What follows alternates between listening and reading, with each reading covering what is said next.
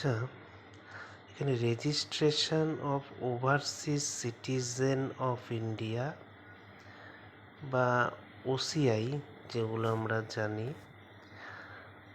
তো এই ওসিআই মানে হচ্ছে ওভারসিজ সিটিজেন অফ ইন্ডিয়া। তো এই যে এদের যে এরা যে কার্ড হোল্ডার, তো এরা কারা কারা এর জন্য আবেদন করতে পারবে, মানে রেজিস্ট্রেশন করতে পারবে, তার কতগুলো শর্ত আছে। বলছে central government based on an application, অর্থাৎ কেন্দ্রীয় সরকার আবেদন পাওয়ার পর, কোনো ব্যক্তি যখন আবেদন করবে রেজিস্ট্রেশনের জন্য ওসিআই কার্ডের, তো সেন্ট্রাল গভর্নমেন্ট সে আবেদনটা পাওয়ার পর তাকে ওসিআই বা overseas citizen of India card holder হিসাবে নিবন্ধন করতে পারে, কিন্তু তাকে একটা শর্ত পূরণ করতে হবে, যে কোনো একটা। তো প্রথমে শর্তটা বলছে যে ইফ এ পারসন, যদি একজন ব্যক্তি is a citizen of another country, দেখা গেল ব্যক্তিটা এখন বর্তমানে অন্য দেশের নাগরিক, but was A citizen of India, কিন্তু ভারতের নাগরিক ছিলেন কোনো এক সময়, অন 26 জানুয়ারি 1950, হয়তো 26শে জানুয়ারি 1950 ভারতের নাগরিক ছিলেন, অথবা or at any time there after,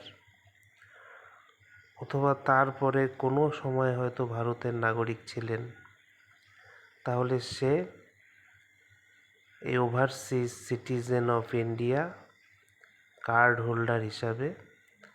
নিবন্ধন করতে পারবে সে। অথবা এরকম হতে পারে যে if a person is a citizen of another country, হয়তো ব্যক্তিটা অন্য দেশের নাগরিক, but belonged to a territory that became part of India after 15 August 1947, ব্যক্তিটি বর্তমানে হয়তো অন্য দেশের নাগরিক, কিন্তু বলছে তিনি এমন একটা অঞ্চলের বাসিন্দা ছিলেন, যেই অঞ্চলটা আমাদের দেশ যখন স্বাধীন হয় 1947 খ্রিস্টাব্দের 15ই আগস্ট, এরপরে হয়তো ওই অংশটা ভারতের সঙ্গে যুক্ত হয়েছে, তাহলে লোকটা কি ওই অঞ্চলের বাসিন্দা ছিল আগে, এবং সেই অংশটা বা সেই অঞ্চলটা 15ই আগস্ট 1947 পরে ভারতের যদি অংশ হয়ে থাকে, তাহলে সেও ওভারসিজ সিটিজেন অফ ইন্ডিয়া হিসাবে নিবন্ধন করতে পারবে। অথবা যদি এরকম হয় যে if a person is a citizen of another country, হয়তো ব্যক্তিটা অন্য কোনো দেশের নাগরিক বর্তমানে, but was eligible to become a citizen of India on 26 জানুয়ারি 1950, তিনি বর্তমানে অন্য দেশের নাগরিক, কিন্তু 26শে জানুয়ারি 1950 হয়তো তিনি ভারতের নাগরিক হওয়ার যোগ্য ছিলেন। তিনি অন্য দেশের নাগরিকত্ব নিয়েছেন, ঠিক আছে, কিন্তু 1950 সালে 26শে জানুয়ারি হয়তো তিনি ভারতের নাগরিক হওয়ার যোগ্য ছিলেন, তাহলে তিনিও ওসিআই কার্ড হোল্ডার হিসাবে রেজিস্ট্রেশন করতে পারবেন। অথবা বলছে ইফ এ পার্সন, যদি একজন ব্যক্তি ইজ এ চাইল্ড, একজন সন্তান হয়, অর এ গ্র্যান্ড চাইল্ড, অথবা নাতি বা নাতনি হয়, or a great grand child, অথবা প্রপৌত্র বা প্রপৌত্রী হয়, অফ সাচ এ সিটিজেন, মানে বলছে if a person is a child or a grand child or a great grand child of such a citizen, মানে 4 নম্বরটা এখানে বলা আছে যে মানে যে ব্যক্তি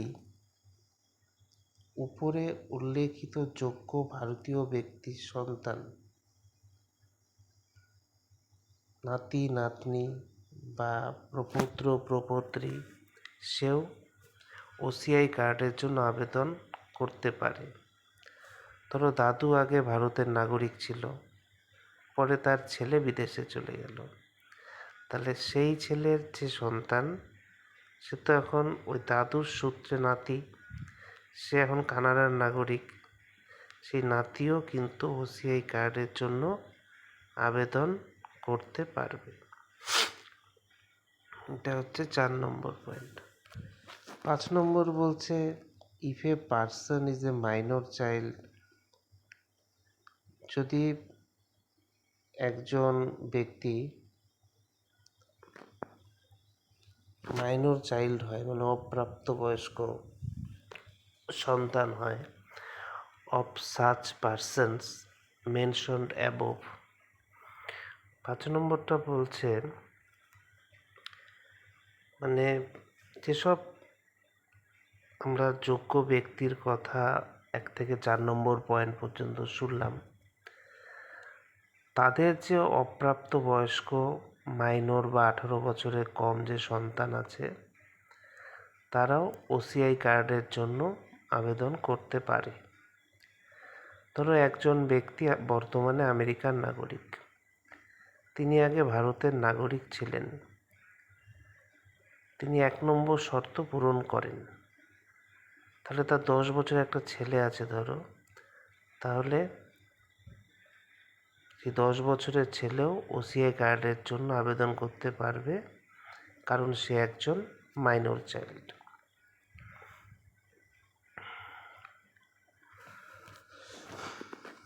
এবার বলছে if a person is a minor child and whose both parents are citizens of India, যদি একজন ব্যক্তি কেউ একজন অপ্রাপ্তবয়স্ক সন্তান হয় এবং তার বাবা মা বোথ প্যারেন্টস ভারতের নাগরিক হয়, or one of the parents is a citizen of India, অথবা তার প্যারেন্টসের মধ্যে যে কোনো একজন যদি সিটিজেন হয় ইন্ডিয়ার, সেও ওসিআই কার্ড হোল্ডারে অ্যাপ্লাই করতে পারবে বা রেজিস্ট্রেশন করতে পারবে।